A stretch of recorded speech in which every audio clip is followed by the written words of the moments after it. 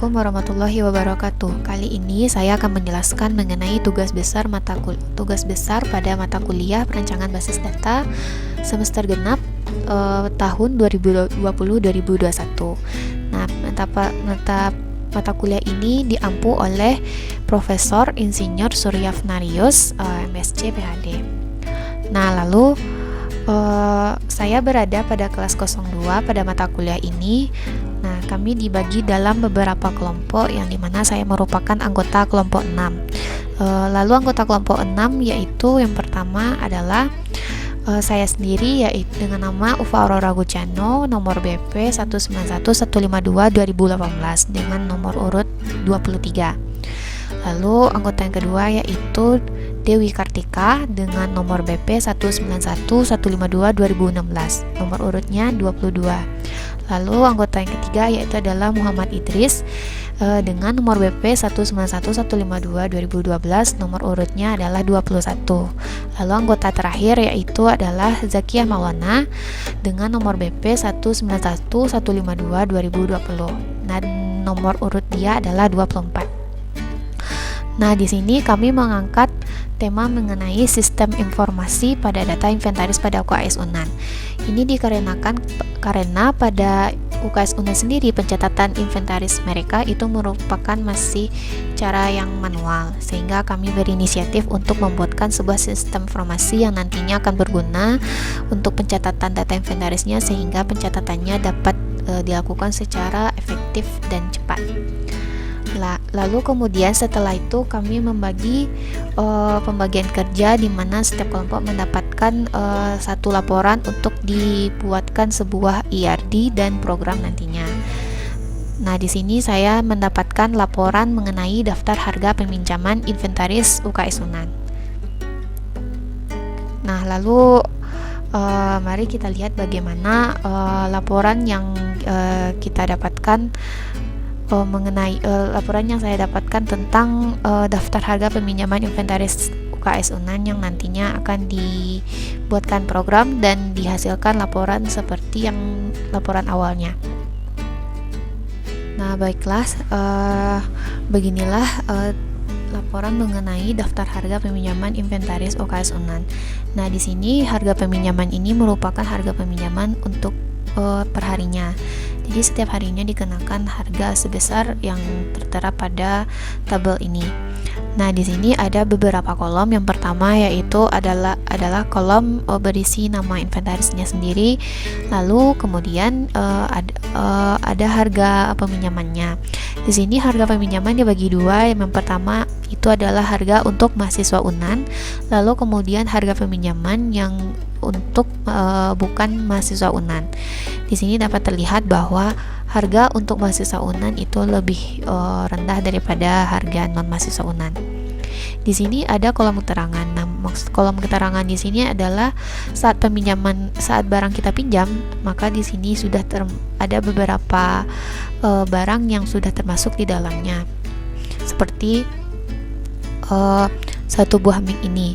Nah, mic ini mempunyai keterangan yaitu termasuk jack satu buah. Nah, maksudnya di sini yaitu pada saat peminjaman mic ini, tiap satu buah mic ini maka dia sudah dilengkapi dengan kabel sebanyak kabel jacknya yaitu satu buah. Lalu kemudian contoh lainnya yaitu adalah satu set talempong. Nah, satu set talempong ini pada saat dipinjamkan dia sudah termasuk dengan stick talempong itu sebanyak 2 buah. Nah, dari laporan ini kita bisa merancang IRD-nya bagaimana. Lalu bagaimana IRD-nya? Mari kita lihat pada SQL Power Architect. Nah, baiklah, setelah kita lihat laporan tadi dapat terlihat bahwa dapat dibuatkan sebuah IRD dengan bentuk seperti ini. Nah, di sini saya memberikan sebuah kode barang yang nantinya sebagai inisialisasi terhadap barang tersebut untuk membedakan barang tersebut dengan barang yang lain. Di sini saya memberi nama kode barang dengan tipe datanya varchar, panjangnya 10 dan merupakan primary key. Lalu kemudian nama barang sendiri tipe datanya varchar, panjang datanya 50 dan not null. tidak harus berisi. Lalu kemudian untuk harga mahasiswanya, untuk harga peminjaman untuk mahasiswa UNAN yaitu dengan tipe data integer, tipe datanya dan not null. Lalu kemudian harga peminjaman untuk bukan mahasiswa UNAN dengan sama seperti harga mahasiswa, yaitu dengan tipe data integer dan harus diisi. Lalu untuk keterangannya sendiri yaitu dengan tipe data varchar. Nah, setelah didapatkan IRD seperti ini, lalu bagaimana untuk penyimpanan datanya atau database-nya? Mari kita lihat database-nya tersebut bagaimana. Nah, baiklah, setelah IRD dirancang seperti tadi, maka selanjutnya adalah yaitu pembuatan database. Nah, database dari IRD tersebut adalah seperti ini. Nah, saya memberi nama database-nya itu dengan nama TBPBD. Nah, di dalam database ini ada tabel yang bernama daftar harga. Mari kita lihat tabel daftar harganya. Nah, di sini sama seperti IRD tadi ada kode barang, nama barang, harga mahasiswa, harga non mahasiswa, dan keterangan peminjaman. Nah, di sini saya sudah mengisi beberapa data sesuai dengan yang ada pada laporan daftar inventaris yang kita dapatkan tadi. Nah, lalu setelah database dibuat, kita bisa langsung melihat bagaimana program yang terbentuk. Nah, langsung saja kita lihat yang pertama. Nah, di sini saya membentuk user interface-nya seperti ini. Pertama di sini ada lambang instansinya yaitu UKS UNAN, lalu kemudian sebelah sini ada lambang dari kampus UNAN, dan di sini adalah judul yaitu daftar harga peminjaman inventaris UKS UNAN-nya untuk perharinya. Nah, di sini di sebelah kiri atau sidebar-nya di sini ada fitur tambah harga inventaris sebagai untuk tambah data baru. Lalu kemudian di sini ada cetak daftar harga peminjaman sebagai cara untuk mencetak data yang sudah kita inputkan ke dalam. Nah, di sini dia menampilkan data-data yang ada pada database dan yang sebelumnya dirancang pada program untuk menampilkan seperti ini. Nah, di sini terdapat opsi yang dimana yaitu edit untuk edit data yang ada pada database. Lalu kemudian di sini ada fitur hapus untuk menghapus data yang sudah kita inputkan. Nah, langsung saja kita coba untuk menginputkan data. Kita klik ini tambah harga inventaris. Nah, di sini ada kode yang sudah saya buat secara otomatis. Nah, jadi di sini user tidak perlu menginputkan kode baru karena sudah diotomatisasi oleh program. Nah, di sini kita misalkan membuat nama data misalnya seruling. Nah, lalu untuk harga mahasiswanya kita misalkan 100.000. Lalu kemudian untuk harga non mahasiswanya kita misalkan mengambil 150.000. Lalu keterangannya kita misalkan full set. Nah, sebelum kita inputkan kita misalkan ini harga mahasiswanya tidak berisi. Nah, maka program akan meminta untuk mengisi data harga mahasiswanya terlebih dahulu, karena nama inventaris, harga mahasiswa, dan harga non mahasiswa ini bersifat wajib, kecuali keterangan inventaris karena dia bersifat opsional. Seperti yang kita lihat tadi pada laporan, ada sebagiannya berisi, ada yang tidak. Lalu kita isikan kembali dulu 100.000, lalu kita simpan. Nah, dapat kita lihat bahwa data dengan nama seruling sudah terlihat dalam sistem. Nah, lalu bagaimana pada database? Apakah data sudah tersimpan? Nah, bisa kita lihat pada database. Kita reload kembali.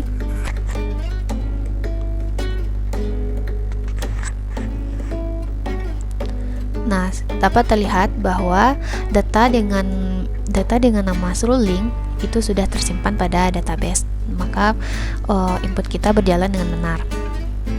Nah, lalu jika kita ingin mengedit, kita bisa tekan tombol edit yang ada pada tabel opsi. Nah, kita tekan. Nah, Nah, di sini dia menampilkan data-data yang sudah kita inputkan tadi. Nah, di sini ruling ini bersifat tidak bisa dirubah. Yang bisa dirubah hanya harga mahasiswa, harga non mahasiswa, dan keterangannya. Nah, di sini kita misalkan kita merubah full setnya menjadi full saja. Lalu kemudian harganya, kita misalkan kita rubah menjadi 110, lalu kita ubah menjadi 170 gitu. Nah, kita simpan. Nah, data berhasil dirubah. Nah, dia menampilkan data tadi yang sudah berubah, yaitu dari 100.000 menjadi 110.000, lalu 150 menjadi 170.000, dan keterangannya adalah full.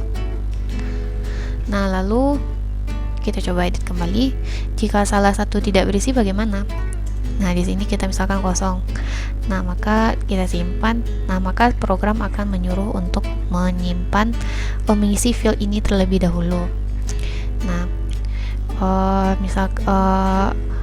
misalkan kalau dia ditulis angka, nah dia tidak bisa ditulis huruf. Misalkan kita tekan huruf H, maka dia tidak bisa karena ini adalah tipe data untuk integer atau angka. Nah, kita tekan kembali 100.000.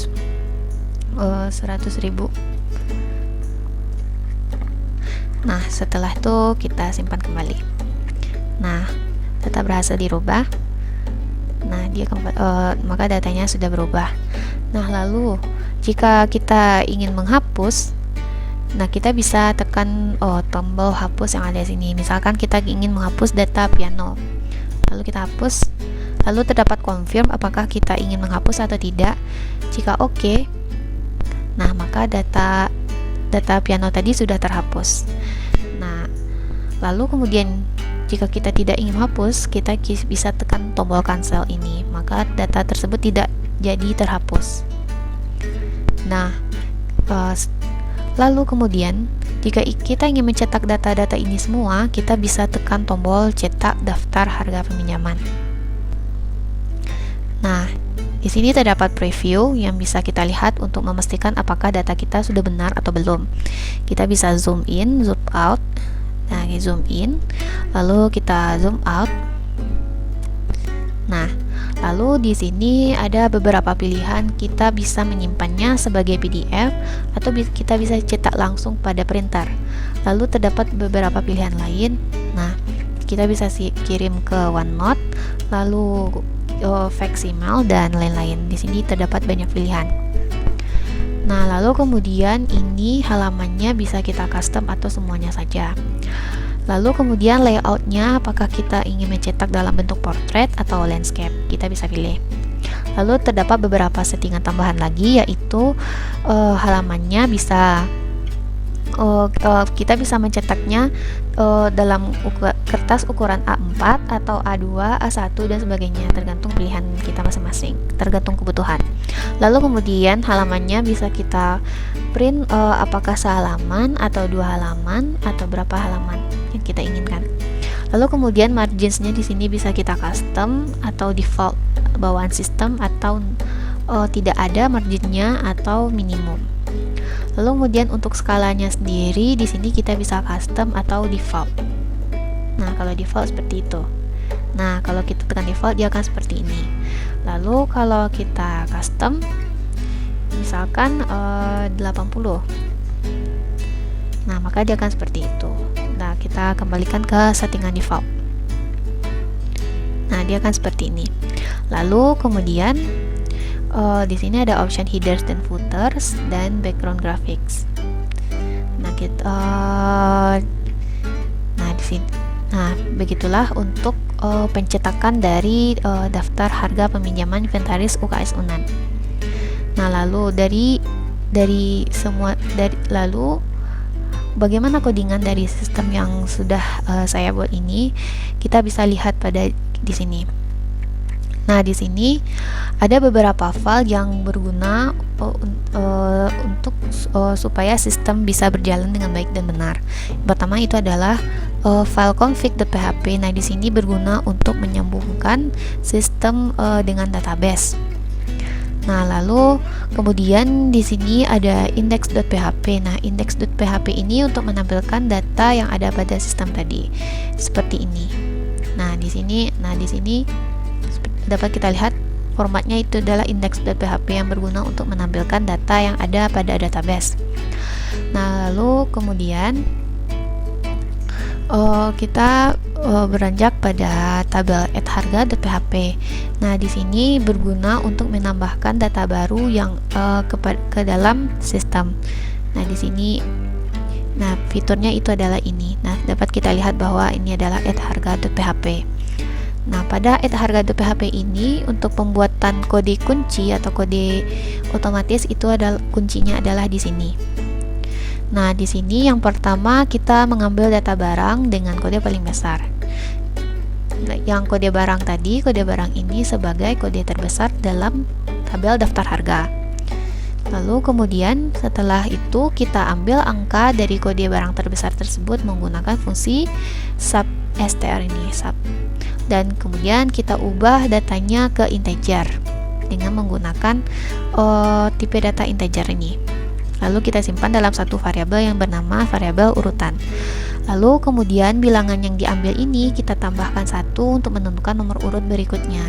Nah, kita bisa gunakan variabel tadi dan kemudian kita tambahkan plus. Lalu untuk membentuk kode barang baru sendiri, kita buat variabel baru nama huruf dan saya memberi kode barangnya yaitu brg.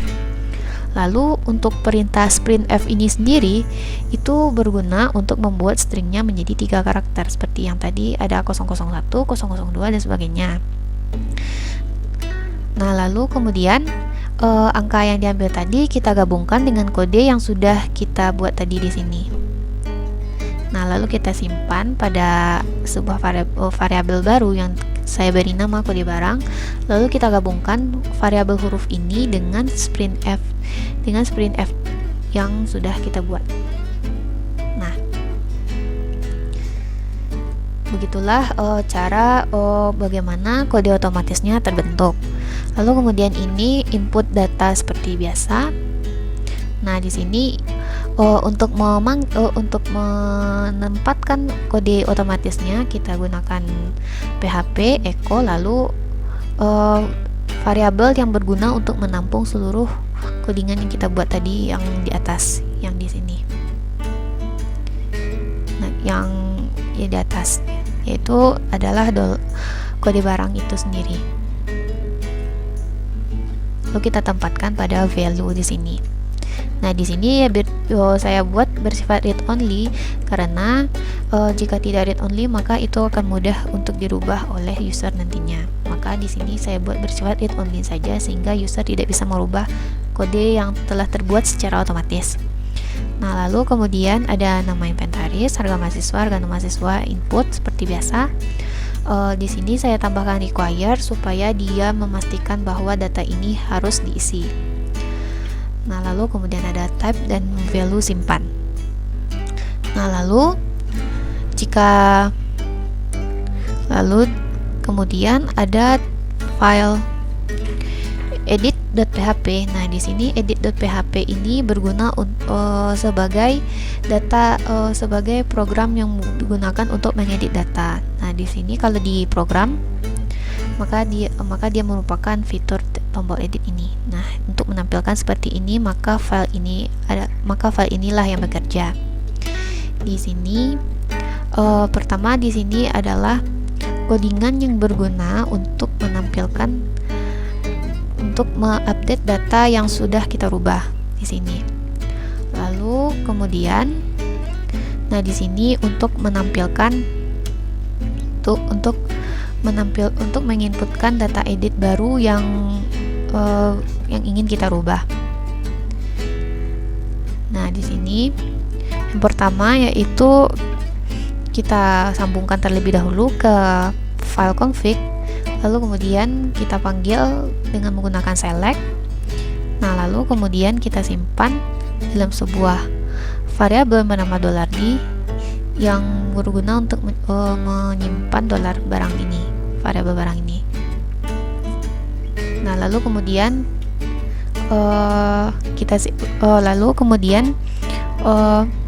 field yang ada pada database kita simpan dalam variabel baru yang berguna untuk menyimpan untuk meletakkan data ke database. Lalu kemudian kita update, lalu kita jalankan query-nya seperti ini dengan membuat query update daftar harga. Kita set harga mahasiswanya sesuai harga mahasiswa yang baru.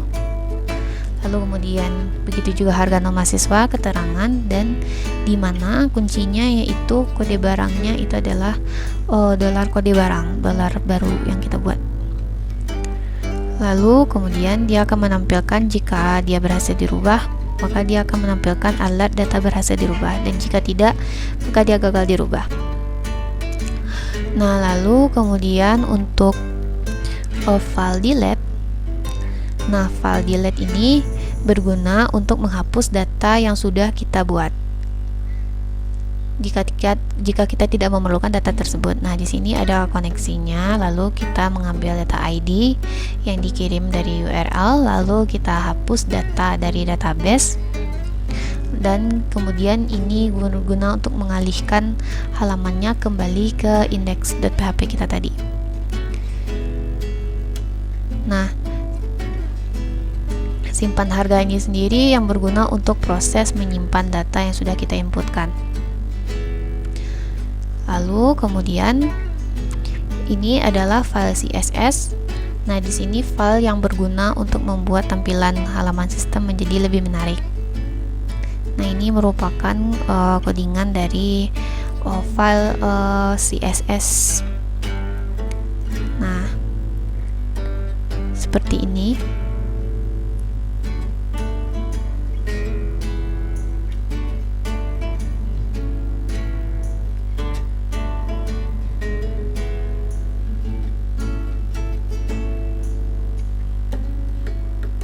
Nah, seperti itu. Nah, itu penjelasan mengenai database, sistem, dan program dari list daftar harga peminjaman inventaris UKS Unan untuk tiap harinya berapa.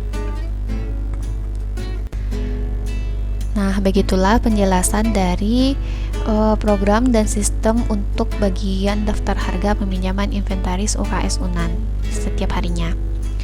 Nah, terlebih terkurang saya mohon maaf. Terima kasih atas perhatiannya, semoga bermanfaat. Saya sudahi, wabillahi taufiq wal hidayah. Wassalamualaikum warahmatullahi wabarakatuh.